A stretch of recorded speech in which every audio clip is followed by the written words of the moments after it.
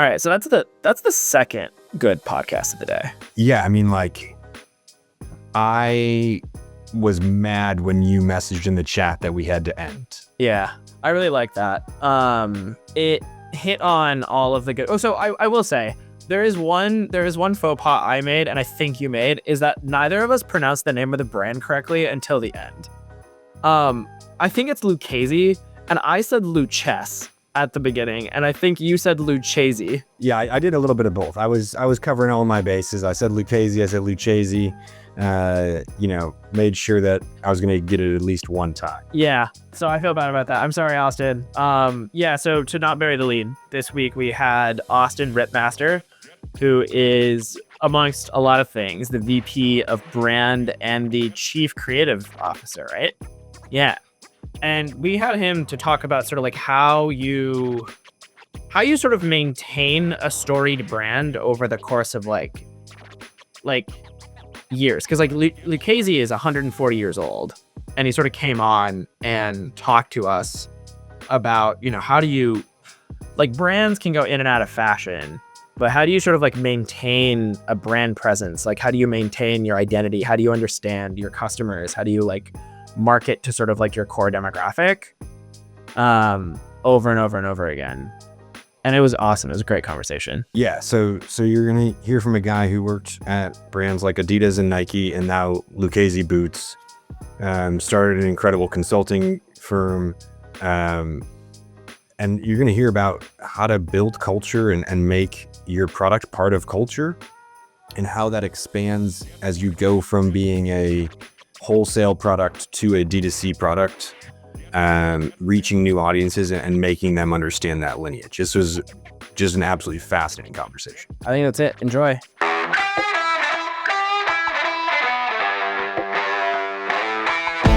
I'm Ibby Syed. I'm Sean Collins. And this is Numbers and Narratives.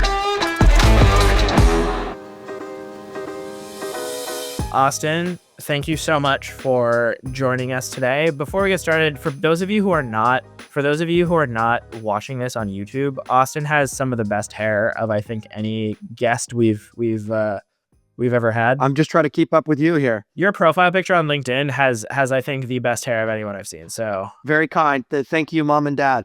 Mom and Dad. Do you wanna get started and kind of introduce yourself to the audience and what you do and what the company does? Well, first of all, thank you for having me. It's an honor to be here. Look forward to a really great conversation.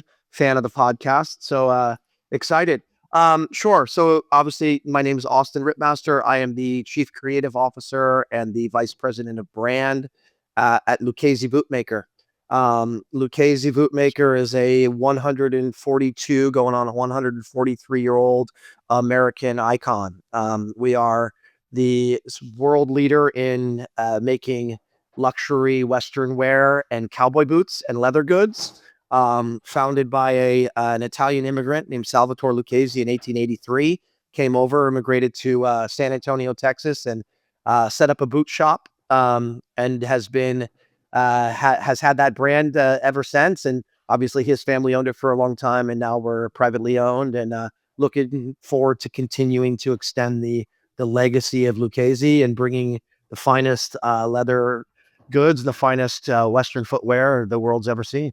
That's so cool that you have such a lineage and storied past that you're getting to be a part of. And I'm always curious, like, how do you take that history and make it feel alive and relevant to people who are new to the brand and product, right? Like I worked with, brands like Moscot and Pearl River Mart and stuff like that, who have been around similarly for a very long time. And like, that's just such a core part of who their brand is. Like, how do you make, like, if I were to buy my first pair of Lucchese boots, how much of a part of is the history of that purchase in my experience? It's kind of the first starting point, and the last value proposition. It permeates everything, really. One, it's such a differentiator from anything else. It's such a unicorn, such a unique story in that perspective that we would be crazy to not continue to extend that narrative and extend that message. But furthermore, it really helps us with what we feel is the kind of the most important component of our product and our brand, which is this sort of heirloom legacy. These are not just consumer goods. These are wearable pieces of art. They are pieces of history. They are family heirlooms that you can pass down. And the obsession in the company, ever since 1883, has been about fit and craft and durability. And in a lot of ways, that also mimics a lot of the values of the West.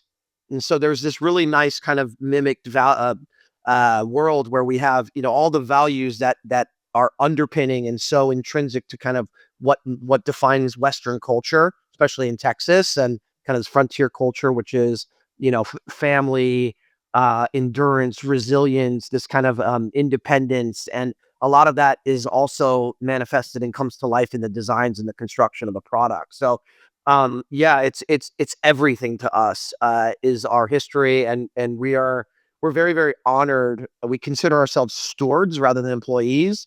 We're really sort of stewarding the company from one generation to the next. And we have a term inside our team called "What Would Sam Do?" Sam is the nickname for Salvatore Lucchese. They called him Sam when he came to Texas. And we say, "What would Sam do?" And it's really just a way to remind ourselves that we're kind of part of something bigger and part of a real piece of history. And to the extent that we can ensure that our customer leaves with that as well, we believe that creates separation from something that is just expensive to something that is actually valuable, right? And that distinction between expensive and valuable is critical to our strategies, our ideas, our content, and the way we try to create loyalty and love for the brand. That's actually really interesting. I that was exactly what I was wondering as you started sort of talking about Lucchese, is there's like sort of like a couple, there's like consumer goods, right? There's sort of like the baseline of consumer goods. And then you kind of get this, like, I don't know. I used to work with, I still work with him. He's one of our customers now, a gentleman at Peloton. And he always used to call like some of the, like, the Warby Parkers of the world, the sort of like expensive, like more like a tier above regular goods. He called them premium mediocre. He's a funny dude, but like I always like think about sort of like the next level up, like more premium. It's a great moniker. Yeah. Yeah. And then there's like another sort of like, there's like sort of like baseline luxury goods. And then there's kind of like where you guys are, right? There's like the thing where it's like my grandpa's Omega watch. Like I don't wear it every single day, but it's one of those things where it's like, oh, like this is like something that's truly special. It's not like on my nightstand. It's in its own box. And it's like something that I really, really want to take care of. And it's something that, oftentimes is like, in some cases, like insured, right? Sure. Yeah. And interestingly, I think that companies that care about luxury and expense, like oftentimes like the sort of delta between that like next level isn't always product quality. I think it can be, but there's like something else in there.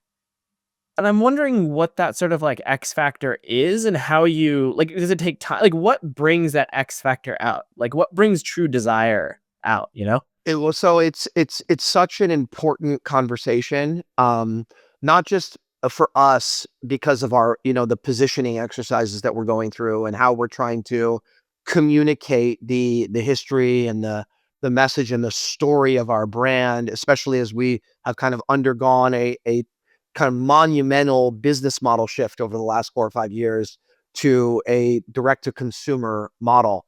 And that business model shift has focused our messaging, our creative endeavors, our ability to bring product and story to the marketplace. And we've had to really assess exactly what you just said.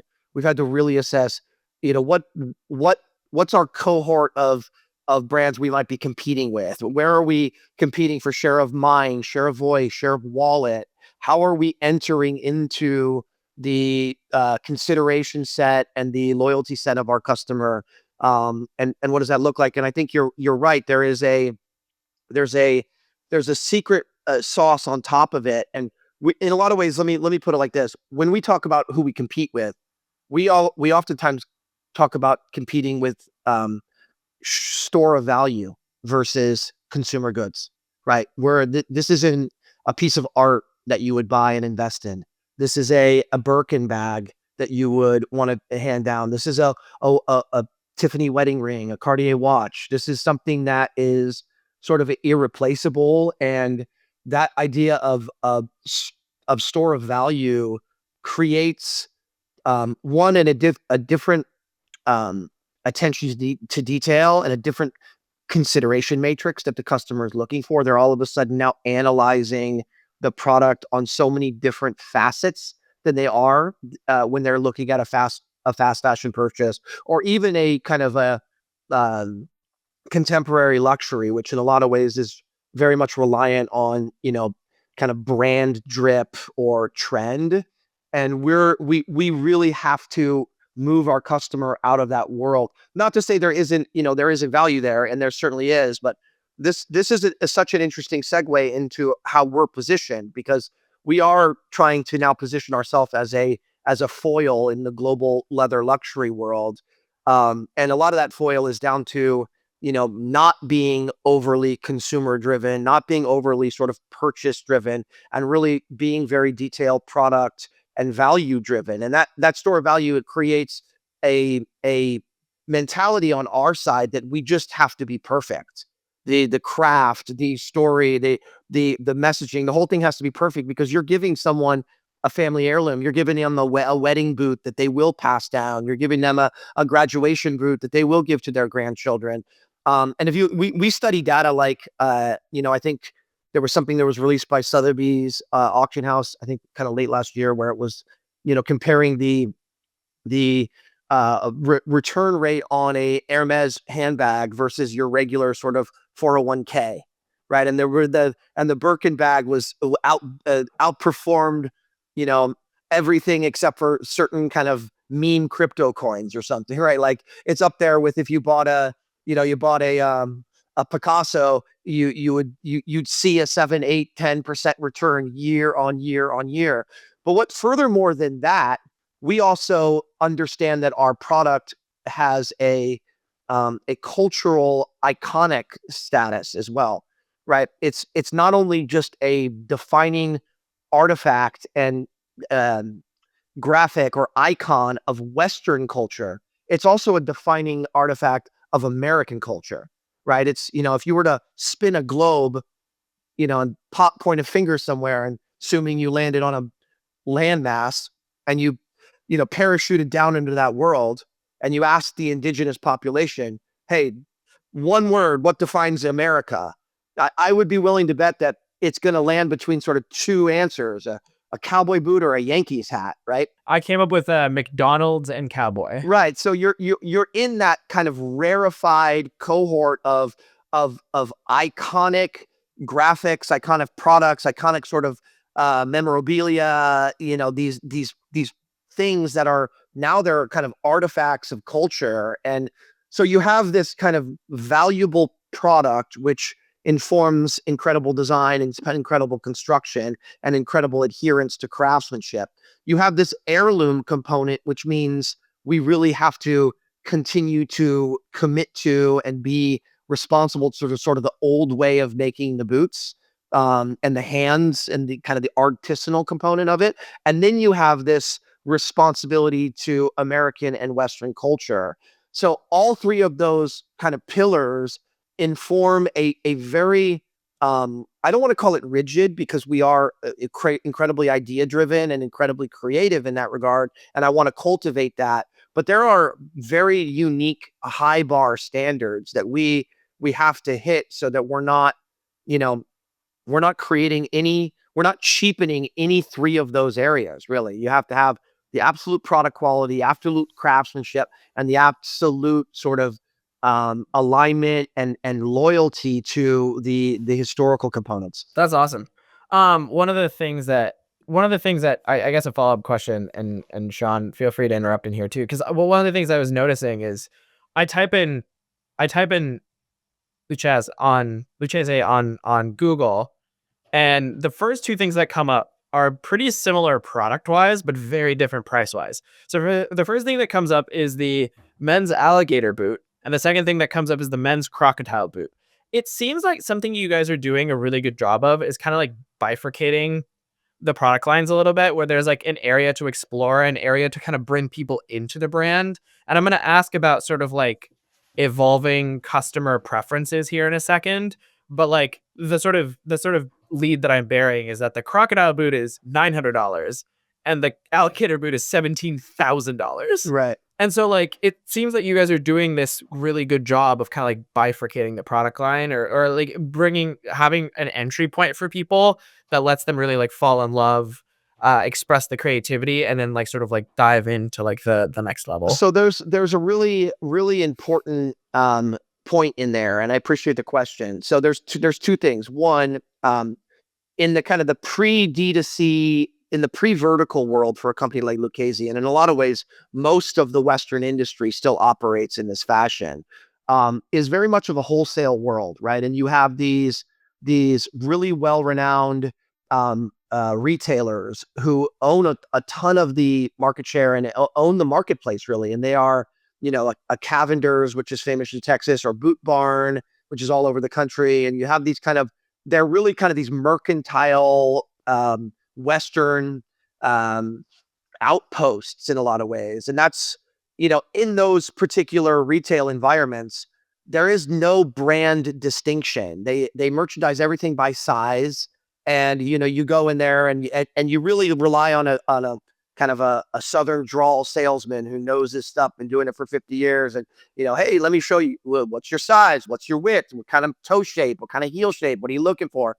And they might go up to a wall where a brand like ours has no opportunity to have any, like grocery store end cap or any ways to have any marketing or storytelling. And so, it's, we might have our Nile Croc Jones boot, which is a, $2,900 boot, right next to an Ariat work boot that's retailed at $199. And so there might be just right next to each other because they happen to be both 10Ds or something.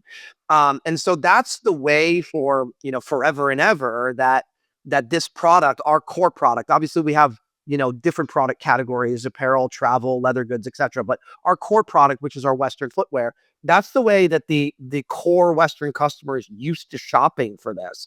So when we made a transition from wholly wholesale to direct to consumer, which happened in kind of 2019, 2020, 2021 era, which, we can talk about the impact of COVID on all that, but we made a massive shift to direct to consumer where we went from 90-10 wholesale in 2020 to 90-10 direct to consumer in 2025.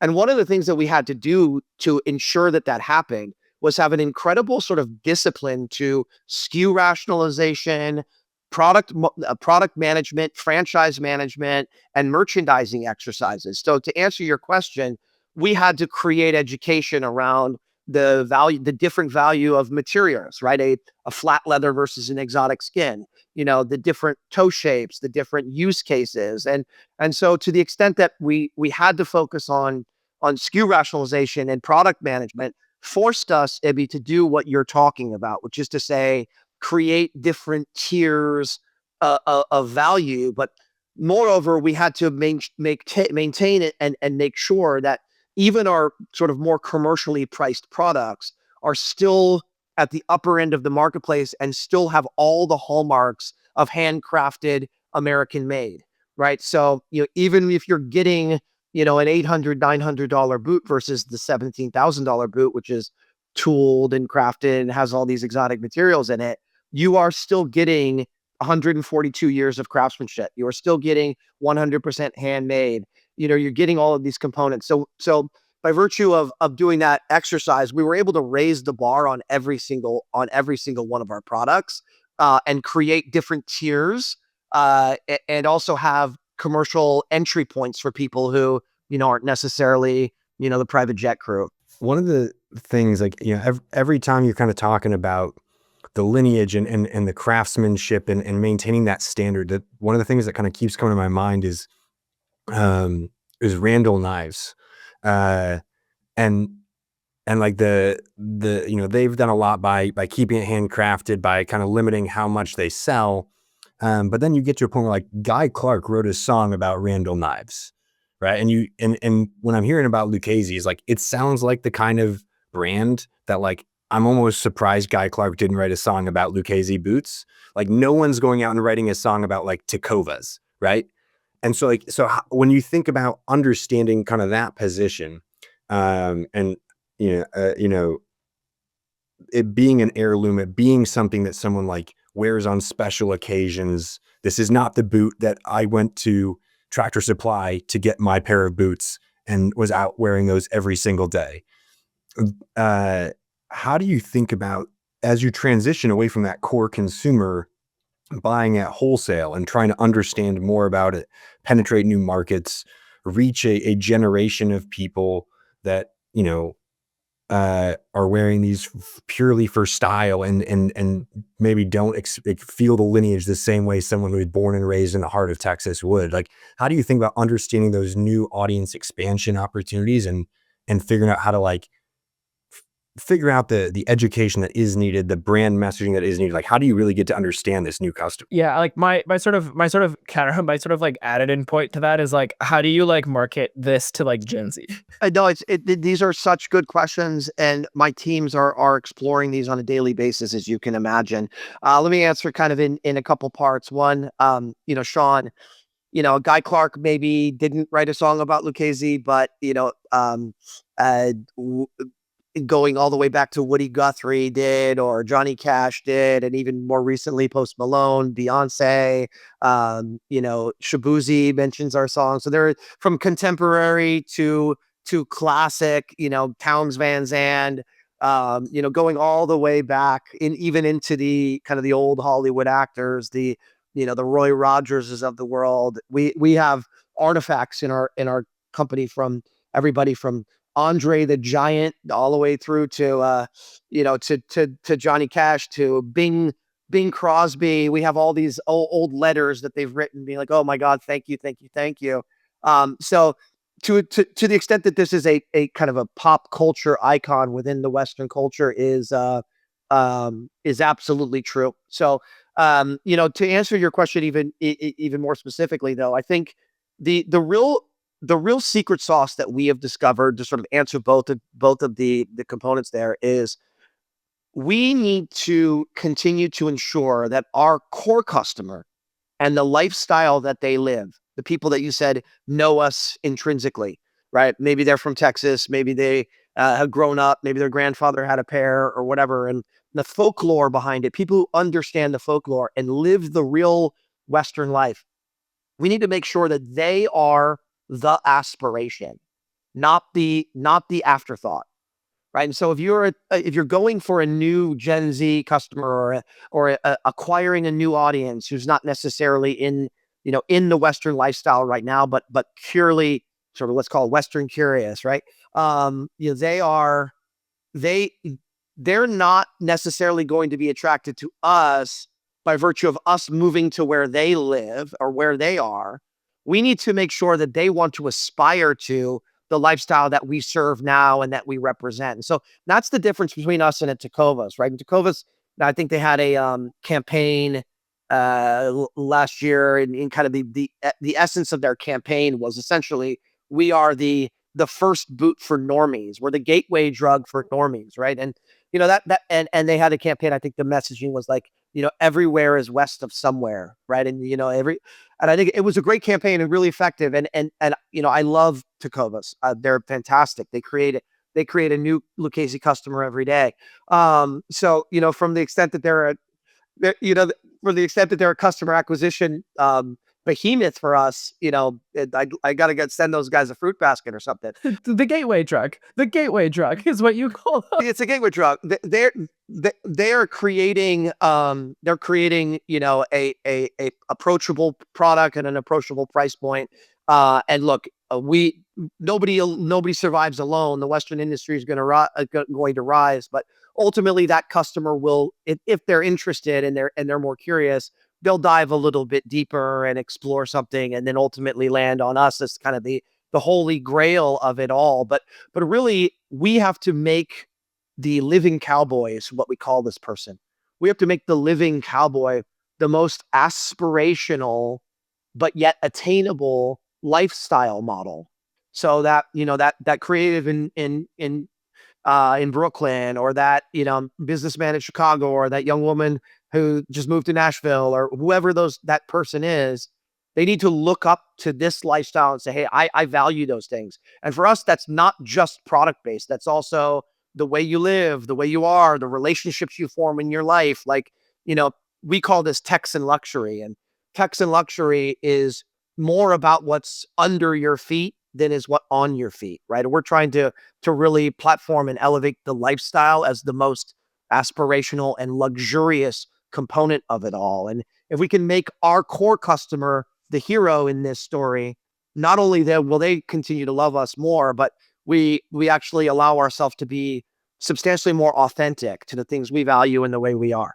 I do. Hey, on a side note, I love those pictures behind you, the cause chaos and the first never follows. Is there stories behind those? There sure is. Yeah, this was part of a campaign and a concept that I worked on when I was working at Adidas. So I was the brand and creative director for Adidas North America on the soccer category for a number of years. And we did this project, I think of maybe 2016, around a tournament pack of soccer shoes, which was called the Mercury pack. And they're these sort of gorgeous silver boots.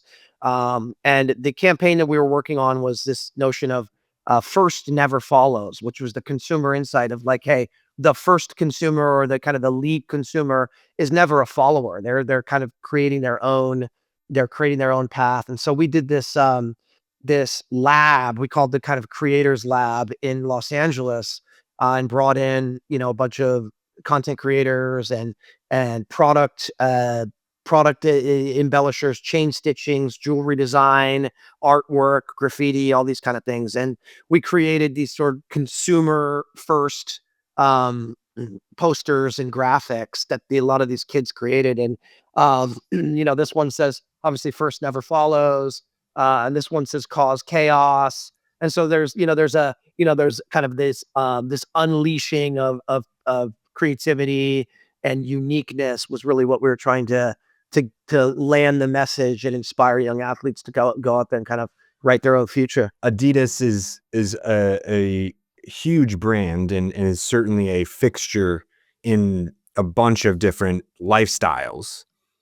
The overlap in my head, at least in my head, of the Adidas core audience to the Lucchese core audience is there is no Venn diagram. These are just two separate circles, right? And so like when you kind of made that transition from Adidas to Lucchese, what was sort of that process like? And what were some of the lessons that you have been able to take directly versus, kind of having that, wow, turns out that was a sportswear lesson learned, and that is not what fits in here. It was a really, really interesting transition. It didn't happen abruptly either, right? So when I left my corporate career after this campaign, I poured everything I had into this, and then I left and started my own design and brand agency called Space Machine.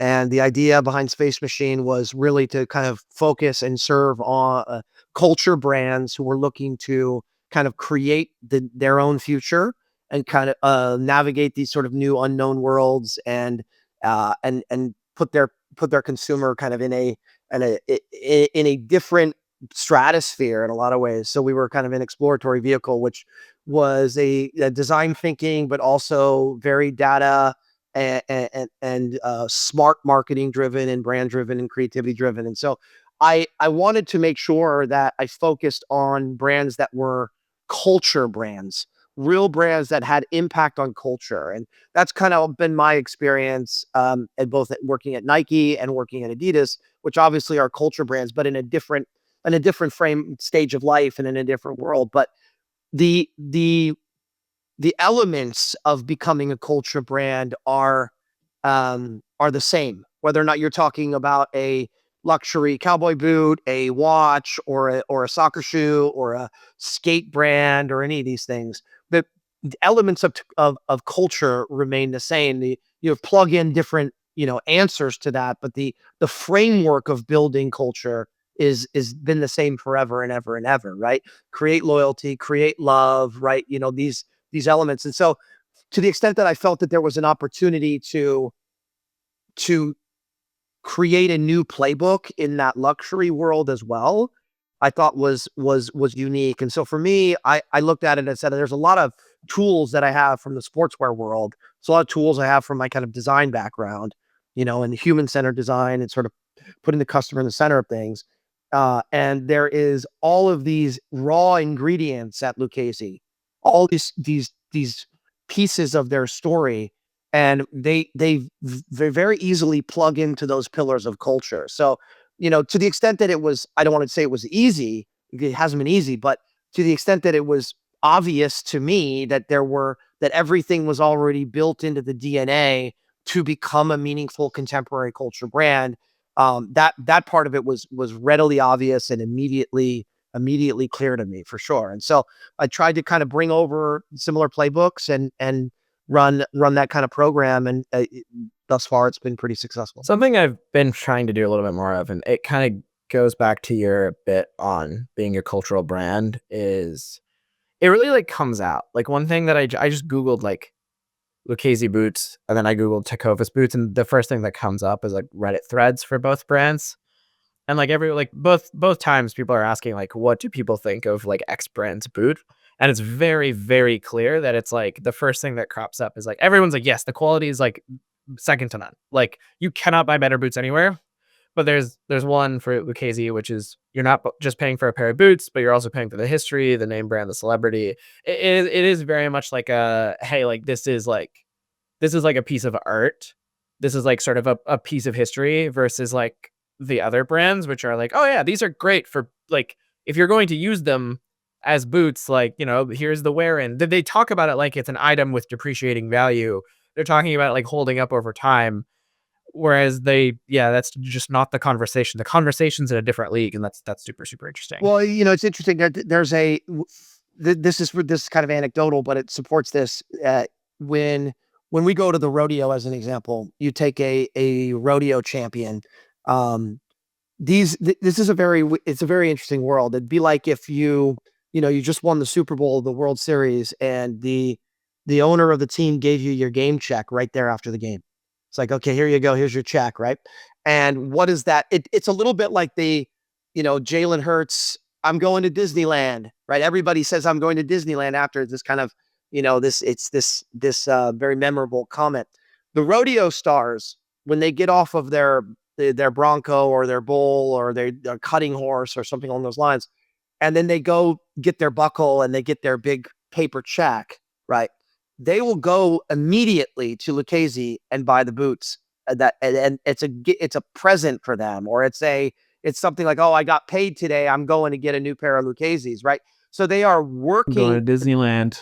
It's Disneyland. It is. And so for people, in that world, it is a Disneyland kind of esque experience. And similar for, families like, hey, my daughter just graduated and is on her way to UT Austin in the fall. Let's go get her a pair of Priscilla boots because that's a great graduation present. Or, you're going to get married. Son, come on, I'll get you your groomsman boots or something. So there's a ton of kind of moment life celebration that goes along with this. And we have an immense amount of reverence for the way that our customer considers the importance of that purchase, right? It is incredibly motivating to us to make sure that, hey, if they are going to do this, regardless of our price point, whether it's our Baron, which is, $16K, or, our Randall, which is $1,600, right? There's a 10X difference in there. But for us, that's not the case. It's still the same emotional attachment. It's still the same kind of familial moment or lifestyle moment that we have to be a part of, right? And so from that perspective, it's way different. It's a sweet 16 party. It's a quinceañera. It's a wedding ring. It's a retirement watch. We consider ourselves like I said earlier, in the cohort of a Rolex or a Tiffany ring, or these kind of things that are at the same time celebratory, revered, and important rewards and milestones in people's lives. I think, again, there's a distinction, and we talked about a little bit when you talk about the core customer who knows Lucchese brand, like, yeah, they already understand that the quality is there. So there's no conversation about that. It's just about the emotion. When you think about that expansion audience, most brands have to try and figure out, how do I craft emotion, right? Like, how do I make someone care about a pair of running shoes or a new fucking hat or whatever, right?